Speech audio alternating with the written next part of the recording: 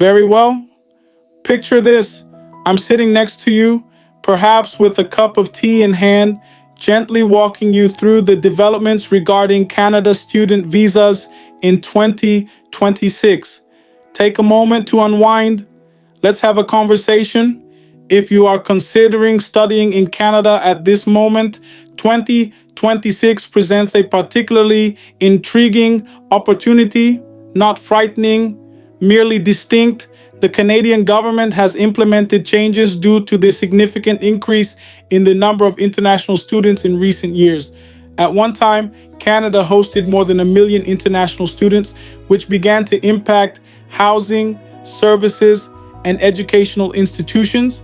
Canada has chosen to take a more measured approach, not to halt student admissions, but to better regulate the numbers. Here is the first significant update you should be aware of.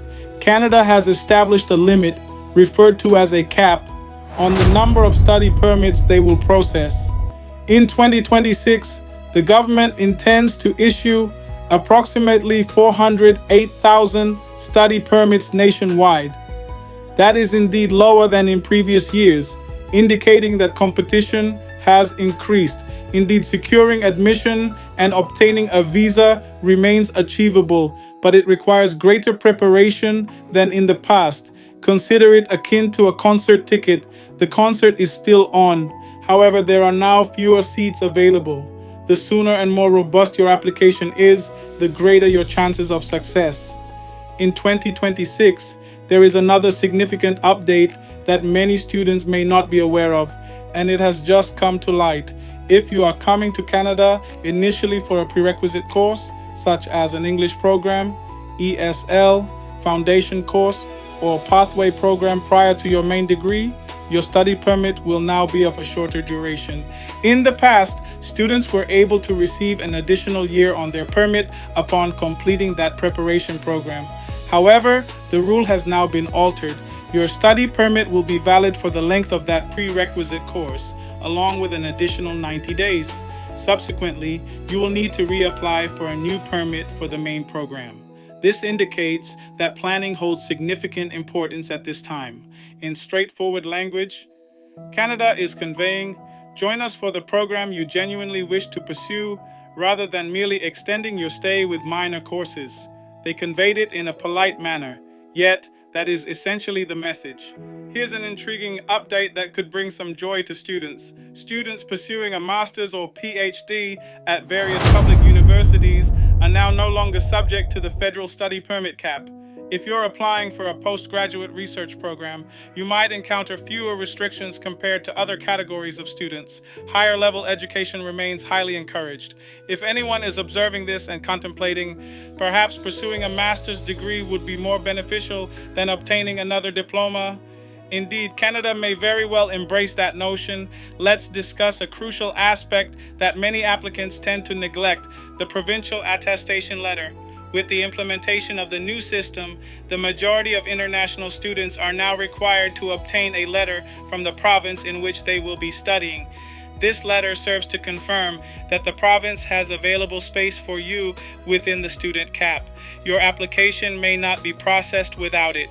Schools and provinces are now more engaged in the visa process than they were previously.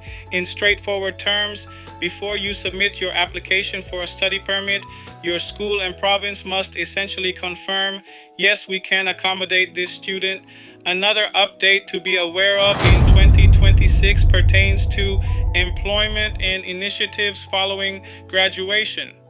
Canada is modifying the criteria for programs that are eligible for the post-graduation work permit, commonly referred to as PGWP.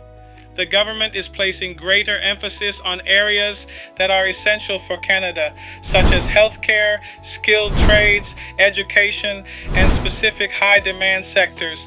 Certain programs are currently under review or being modified to ensure that international education translates into genuine opportunities.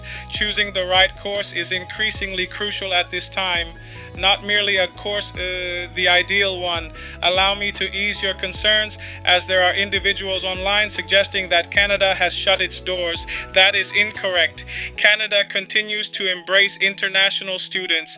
The government asserts that the aim is not to hinder students, but rather to create a more equitable system, enhancing housing, improving services, and achieving better outcomes for those who genuinely wish to study and develop their skills. Indeed, while conditions have become more stringent, opportunities continue to exist. If your application is authentic, with a reputable school, a well defined study plan, solid financial backing, and a legitimate reason for selecting your program, you still have a strong opportunity. Allow me to briefly remind you of the factors that immigration officers consider when evaluating your study permit. It is essential to demonstrate your acceptance into a designated learning institution, provide proof of sufficient funds for tuition and living expenses, adhere to legal regulations, and indicate your intention to leave Canada upon completion of your studies if necessary.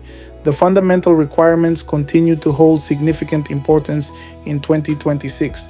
If you are currently working on your application, here's some easygoing advice I would offer you. Submit your application as soon as possible. Select a robust program that aligns with your career goals. Steer clear of random pathway programs unless absolutely essential. Ensure that your financial situation is transparent and can be substantiated. Above all, it is essential to demonstrate a clear purpose for pursuing studies in Canada.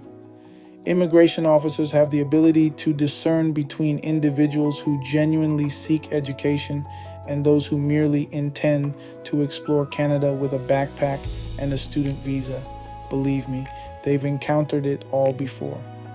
However, there is some positive news. Students who adequately prepare in 2026 may find themselves reaping the rewards of this new system.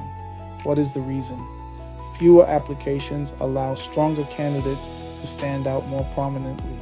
If executed correctly, you will find yourself ahead of countless individuals who are applying without a clear strategy. That, my friend, is the genuine update regarding Canada student visas in 2026. The door remains ajar. It is now more structured.